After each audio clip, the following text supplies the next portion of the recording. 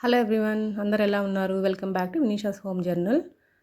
ఇవాళ protein rich lunch box ఈజీగా ఎలా చేయాలో చూద్దాం. సో ఇక్కడ ముందుగా నేను పొటాటో అయితే ఫ్రై చేసుకున్నానండి. ఆ క్లిప్పింగ్ మిస్ అయింది. సో పొటాటోస్ తర్వాత ఫ్రై చేసుకున్న తర్వాత ఇప్పుడు పన్నీర్ క్యూబ్స్ని తీసుకొని బాగా అయితే ఫ్రై చేసుకోవాలి.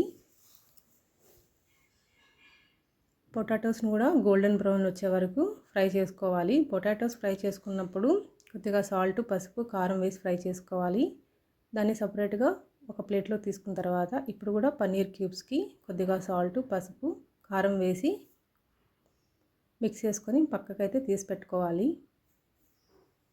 ఈ రైస్ పిల్లలు కూడా చాలా ఇష్టంగా తింటారు. అండ్ పన్నీర్లో ప్రోటీన్ ఎక్కువ ఉంటుంది కాబట్టి కొద్దిగా తిన్నా టమ్మీ ఫుల్గా అనిపిస్తుంది. దీనికోసం 50 నుంచి 100 గ్రామ్స్ పన్నీరు, ఒక మీడియం సైజ్ ఆనియన్, 7 నుంచి 8 వెల్లుల్లి రెబ్బలు తీసుకొని కొద్దిగా కారం, పసుపు, ధనియాల పొడి, చికెన్ మసాలా, గరం మసాలా యాడ్ చేసుకుంటే రైస్ అయితే రెడీ అయిపోతుంది. సో ఇక్కడ ఆనియన్ ఫ్రై చేసుకున్న క్లిప్పింగ్ అయితే మిస్ అయిందండి.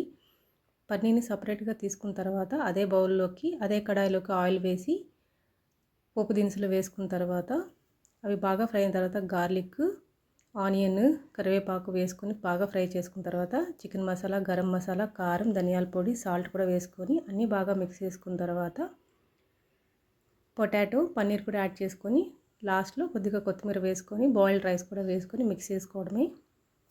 చాలా టేస్టీగా ఉన్నాయి. లంచ్ బాక్స్ అయితే రెడీ అయిపోయినట్లే. నా వీడియోస్ మీకు నచ్చితే సబ్స్క్రైబ్ చేసి లైక్ అండ్ షేర్ కూడా చేయండి.